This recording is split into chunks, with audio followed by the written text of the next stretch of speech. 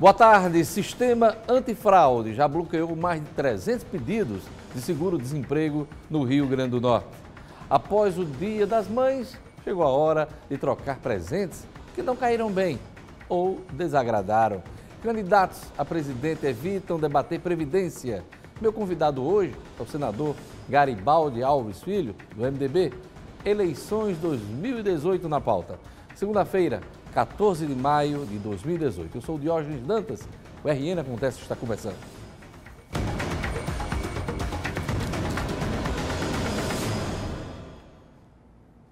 O sistema antifraude do Ministério do Trabalho bloqueou mais de 300 pedidos de seguro-desemprego no Rio Grande do Norte.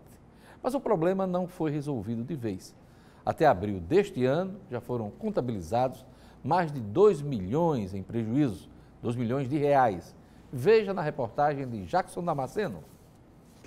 Ele foi criado na Constituição de 1988 como forma de alento ao trabalhador que acaba de perder o emprego. No limite de cerca de R$ 1.600, pode ser pago por até 5 meses, o que representa menos sofrimento até que o trabalhador consiga se encaixar de novo no mercado. Mas quadrilhas especializadas fraudam com frequência o sistema do seguro-desemprego e muito dinheiro do povo já foi pago em solicitações de seguros irregulares. Está deixando, economizando o recurso público para o próprio trabalhador. Que esse recurso que deixa de ser pago a esses recursos, essas fraudes, possíveis fraudes, é recurso do trabalhador, que é recurso do FAT. A quantidade de fraude só foi reduzida a partir do final de 2016, quando um novo sistema antifraudes foi instalado no Ministério do Trabalho.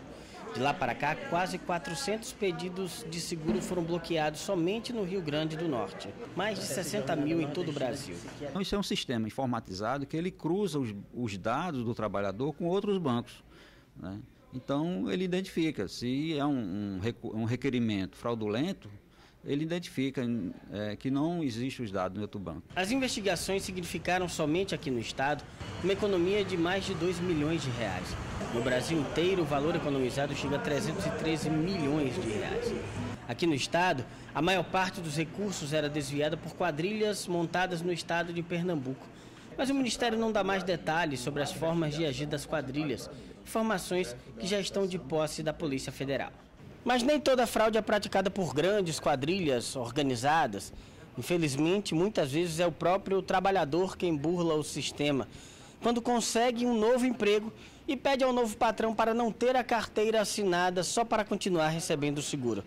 Isso é crime previsto em lei e geralmente é descoberto a partir de fiscalizações nas empresas. Está previsto na lei do seguro a sanção penal e civil, tanto para o empregador como para o empregado que requer o seguro-desemprego e continua trabalhando. Que o seguro-desemprego é para ser pago àquela pessoa que não tem nenhuma renda. Eleições 2018. O debate eleitoral geralmente é marcado por discursos genéricos e promessas vazias em temas polêmicos. Foi assim no passado, é hoje e será assim para todo sempre. Isso sem falar nos que dizem uma coisa e fazem outra. Em 1990, Fernando Collor prometeu estabilidade econômica e respeito aos contratos e logo de cara confiscou a poupança dos brasileiros. Em 2014, Dilma Rousseff já sabia que a economia do país estava de mal a pior, escondeu tudo, prometeu uma coisa e foi forçada a assumir outra agenda econômica. Na eleição deste ano, os pré-candidatos à presidência da República dão sinais claros de que vão evitar um tema polêmico, a reforma da Previdência, tida como necessária ao longo dos últimos governos. O jornal o Globo mandou um questionário sobre o tema para os principais nomes da corrida presidencial. Geraldo Alckmin, Marina Silva e Ciro Gomes deram respostas genéricas e Jair Bolsonaro sequer respondeu.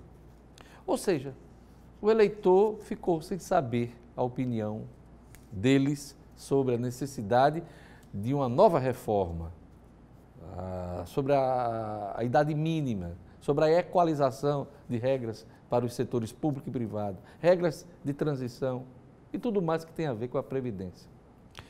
Não espere que seja diferente com outros pontos polêmicos, como segurança pública, gastos sociais, restrições de privilégios e o combate à corrupção.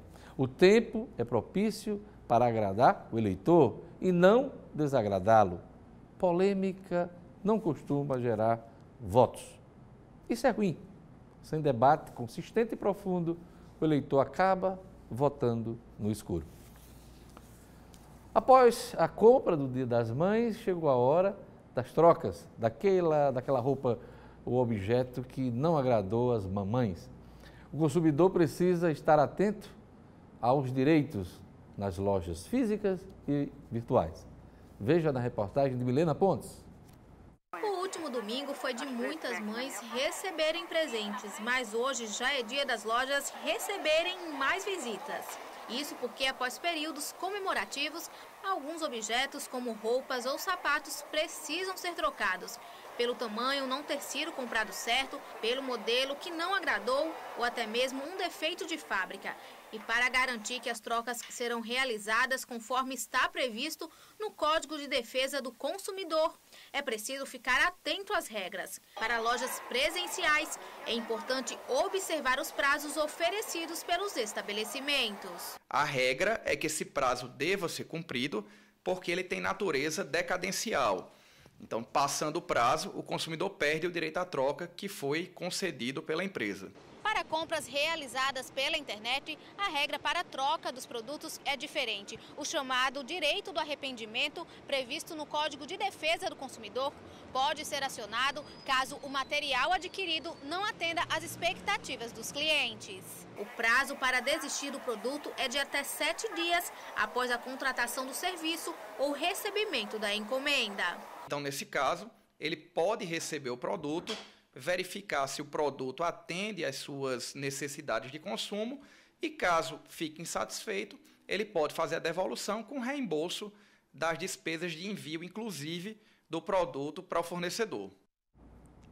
Veja a seguir minha entrevista com o senador Garibaldi Alves Filho, do MDB. O RN Acontece volta em instantes.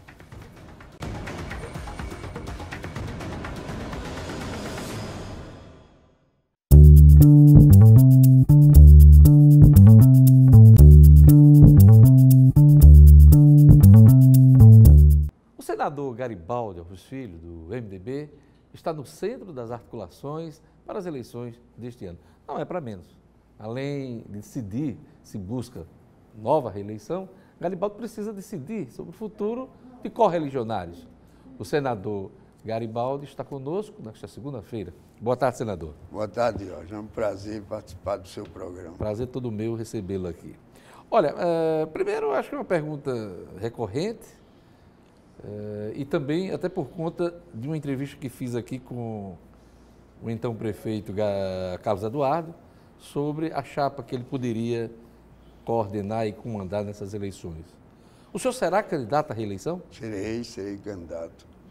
Na verdade, Jorge, durante o período passado, eu realmente comecei a refletir sobre o momento político que nós estamos vivendo, sobre a intolerância, o radicalismo. Eu não tenho um perfil que caiba nesse quadro aí. Do confronto? Do confronto. Não tenho. Do radicalismo? Do radicalismo, da exaltação, da paixão política. Eu não tenho como meta isso aí. Eu sempre fui um temperamento conciliador. E as pessoas acreditaram nisso e votaram em mim até agora e acho que vão votar de novo. Esse é o perfil que o senhor vai continuar? Vou continuar a ser, mesmo que provocado, não cederei às provocações. Mas deixa eu te perguntar, o próprio Carlos Eduardo, aqui neste programa, chegou a levantar a possibilidade de o senhor não ser candidato nem em José Agripino. Não eram certezas. Por isso a minha pergunta logo no início do programa, se o senhor será candidato à reeleição. E muito se especulou na imprensa, nos bastidores, que o senhor poderia optar por uma candidatura à Assembleia Legislativa como deputado, caso que o senhor já frequentou. Mas isso está descartado. O senhor é candidato à reeleição hoje, né? Não muda isso, né? Não muda. Como é que fica, então, a chapa que poderá ser coordenada pelo senhor, por Carlos Eduardo e por José Agripino Maia. É essa chapa que vocês devem apresentar? Nós estamos apostando nessa chapa. Isso significa dizer que nós já temos pesquisas, e outras já foram divulgadas, que viabilizam a manutenção dessa chapa. Dessa formação, né? Mas aí eu lhe pergunto... Dessa equação. Essa chapa já pronta, e ela vem sendo discutida já há alguns meses, ela não é um óbice às alianças e atrair novas legendas? Como é que o senhor avalia? Eu avalio que, na medida em que for constatada a necessidade de abrir a chapa, isso pode ser cogitado. Agora, nos últimos dias, o que a gente sente é uma consolidação dessa chapa. Então, através do contato pessoal, através das pesquisas, tudo isso nos leva a crer que nós vamos disputar com essa chapa. Em tese, vocês teriam apenas a vaga de vice, candidato a vice-governador, para negociar e atrair legendas do porte do PSDB, do PP. Isso basta para que vocês possam atrair novas legendas? Olha, até agora, nas conversações, nós não sentimos nenhuma proposta que viesse a levar uma retirada de alguma candidatura. Eu estou falando no momento de hoje e acredito que nós vamos apostar amanhã nessa chapa. Eu vou citar o caso do PSDB. O PSDB que está fortalecido aí com a presença de 8 deputados estaduais, tem o presidente da Assembleia como líder, tem o deputado federal Rogério Marinho, que inclusive defende o vice-governador Fábio Dantas como candidato do grupo. Então seria já um complicador aí para uma discussão com o Carlos Eduardo, o MDB e o próprio Democratas. E como conversar com o PSDB, que inclusive coloca uma candidatura ao Senado, que é do ex-senador Geraldo Mello. Como é que o senhor vê a possibilidade? As conversas não estão deixando de acontecer. Tendo à frente o candidato ao governo, que é Carlos Eduardo, e algumas outras conversas levadas a efeito com a presença de Zé Agripino, com a minha presença. Então, no momento, nós não sentimos necessidade de abrir a chapa. Mas a política é muito dinâmica. Mudanças podem ocorrer. Mudanças podem ocorrer. Hoje, no momento, o que eu digo é que não é o momento de abrir chapa, não fomos levados a isso, nem provocados. O fato do PSDB colocar, olha, precisamos de uma chapa para disputa ao Senado, uma vaga de disputa ao Senado. Isso não é óbice para vocês nesse momento? Não, nesse momento não, até porque é preciso saber qual é o pré-candidato. Geraldo Mello. Geraldo Mello. Quanto a mim, não teve problema nenhum com Geraldo Mello, pelo fato dele ter deixado o PMDB para ser candidato ao Senado. Era seu aliado, né, até bem pouco tempo, né, dentro do partido. Né? Eu lhe pergunto, qual é a avaliação que o senhor faz sobre Carlos Eduardo, as chances dele como pré-candidato ao governo do Estado? Olha, eu vejo muita viabilidade na candidatura de Carlos Eduardo, porque a experiência dele como prefeito durante 4 mandatos deve levar ao eleitor a uma reflexão de que ele é o melhor.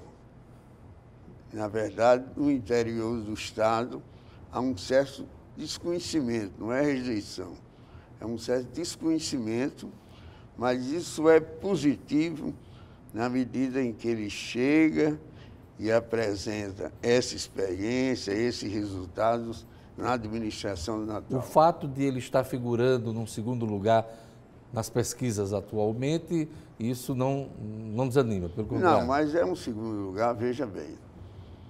A Fátima Bezerra, nossa senadora, ela liderava a pesquisa um percentual já muito maior do que lidera hoje. O senhor fala em referência às pesquisas do ano passado, não? Não, a pesquisa desse ano. Até desse ano também. Esse ano também. Hum.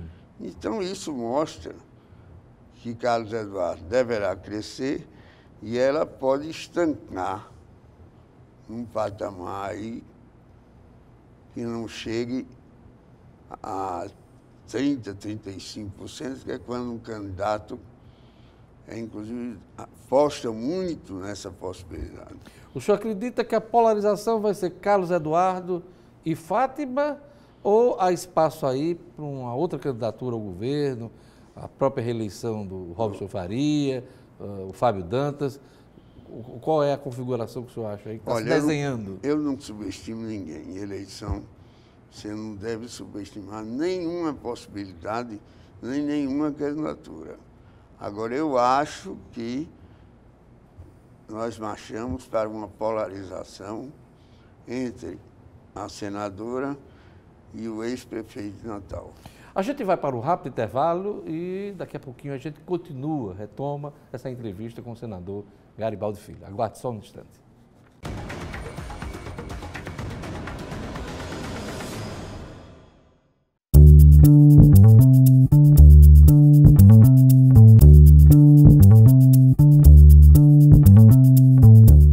Estamos de volta com a entrevista do senador Garibaldi Filho. Há veto do PP, de Rosalba e o grupo dela, ao senhor e a José Agripino? Olha, veto formal não há. Não existe assim uma conversa que tenha levado a uma conclusão dessa. As pessoas às vezes gostam de fazer um certo alarde, intriga, certo alarde e pretende afastar os candidatos. Olha, não chego nem perto disso. Sim. Afastar a possibilidade de diálogo. Eu pergunto isso porque o grupo da ex-governadora e atual prefeita de Mossoró já fechou aliança com o PSDB, inclusive fotos na semana passada, mas a notícia que tem é que haveria uma certa resistência em relação à chapa de senador, né? A presença do senhor e a presença de José Agripino, até como uma retaliação ao que houve com ela em 2014, quando ela não pôde ser candidata à reeleição. O contexto é esse? Não. O contexto não é esse. Na verdade, nós conversamos, essa conversa pode evoluir e não há, porque, Diógenes, veto é uma coisa muito contundente. Quando você tem um veto, você não consegue nem as mínimas condições de diálogo, né? E o diálogo está existindo. Agora... Eu pergunto isso e insisto na palavra veto, porque houve um veto à candidatura dela em 2014, né? Tanto do ponto de vista dos aliados, como dentro do próprio Democrata, junto ao senador Zé Agripino. Então... Mas o tempo é... aquela história... O tempo é muito senhor da razão, né? Sarou as feridas? Eu não posso dizer que sarou, porque... Não foi o alvo eu não tive o contato direto com o problema. Mas eu acho que muita coisa foi superada, eu diria assim. Havia uma reclamação muito grande antes do prazo de filiação, desincompatibilização, dos candidatos a deputado nas chapas proporcionais, tanto do MDB como democratas. E a crítica era que estavam preocupados com a chapa majoritária, esquecendo de formar o exército aí da chapa proporcional. Isso foi resolvido no MDB e nos demais partidos aliados? Bem, pelos outros partidos eu não posso falar assim, claro, tão categoricamente. Pelo PMDB, nós estamos buscando uma coligação que nos ofereça a possibilidade dos nossos candidatos somarem com os outros candidatos dentro de uma coisa mais ampla. Eu acredito que vamos ter isso. Muito partido pequeno não está querendo conversa com os grandes partidos para não ficar para trás, né? Estão preferindo fazer alianças entre os nanicos para poder tentar eleger. Como furar essa barreira, Garibaldi? Olha, você precisa ver o seguinte, se uma chapa só tiver de conter aqueles candidatos que têm a menor votação, também tem as suas consequências. O ideal nessa situação, que isso já deveria ter sido abolido realmente, mas nessa situação, você tem que ver que juntar só possível, ninguém está subestimando ninguém, juntar só possíveis candidatos que não tenham a densidade eleitoral desejada, pode ser perigoso também. Após 11 meses de prisão preventiva, o ex-deputado Henrique Eduardo Alves cumpre prisão domiciliar. Ele sempre exerceu um papel de liderança dentro do MDB. E eu lhe pergunto, Henrique vai cumprir algum papel político, mesmo na situação que ele enfrenta judicialmente hoje? Não, não acredito, não. Realmente não acredito. Sei que Henrique está fazendo uma falta imensa. Isso aí eu não preciso proclamar, porque todos sabem. Agora, ele não vai exercitar a política nesse período absolutamente. Porque o foco dele hoje é a defesa dele. O foco dele é a defesa dele, ele precisa se concentrar nisso, se empenhar nisso, e por isso mesmo não acredito que ele venha a ter nenhuma pretensão eleitoral. Senador Garibaldi Alves Filho, além do plano local, o MDB precisa definir seu rumo na eleição presidencial. Pelo menos 2 nomes aí foram colocados, um decolou ainda nas pesquisas, mas Michel Temer será candidato a presidente da República ou já está descartada essa pré-candidatura? Olha, realmente eu não poderia dizer assim. Categoricamente? Categoricamente sim ou não, porque o patamar dos candidatos em geral está muito baixo. E isso poderá levar a que Temer, por exemplo, o próprio ex-ministro da Fazenda, Henrique Meirelles, que é o outro nome, né? Outro nome, venham a pleitear. Está muito cedo para haver essa coisa categórica. O senhor tem alguma preferência pelos dois? Entre os dois? Não, entre os dois não tenho. Acho que o presidente passou a semana toda falando em fortalecer uma candidatura de centro e que não seria obstáculo para uma composição, inclusive com o PSDB, de Geraldo Alckmin. É por aí? Olha, pode ser, porque nós temos que ter a clarividência de que se faz necessário isso aí. Porque você sabe muito bem que os candidatos que radicalizam, eles geralmente assumem uma posição de liderança. Depois começa a se fragilizar no debate. O senhor faz referência não só a Jair Bolsonaro, do lado da direita, e o candidato da esquerda, que ninguém sabe ainda quem é, claramente com essa situação do Lula. Há né? candidatos a todas essas situações. Eu, como sou um homem, como já disse, da conciliação, como sou um homem que busco na política a paz necessária para que nós possamos alcançar o desenvolvimento, eu não tenho dúvida de que, quando a fase pré-campanha se exaurir, aí nós vamos ter uma união de candidatos ao centro. Por último, Garibaldi, o presidente da República fez referência, também na última semana, da necessidade de ainda votar a reforma da Previdência após as eleições. Ele ainda vai fazer um último esforço junto à Câmara, ao Senado da República. O senhor vê condições políticas para tratar de reforma da Previdência ainda este ano? Não vejo, não. Nenhum. O realismo político, né? O fato de nós estarmos há tão pouco tempo perto de uma eleição, o fato de ter se demorado muito a fazer uma reforma, não leva a que se acredite que agora, nesse período agora, os parlamentares venham a votar. É isso aí. Eu queria agradecer a presença aqui do senador Garibaldi Alves Filho. no programa RN Acontece. Obrigado, Garibaldo, por sua Espero ser presença. convidado outras vezes. É isso aí. E amanhã teremos aqui o ex-deputado federal e líder do Partido da República, João Maia. O RN Acontece vai ficando por aqui. Obrigado pela audiência. Siga com a programação da Banda Natal. Veja a reprise do programa no portal nominuto.com. O RN Acontece volta amanhã. Até lá.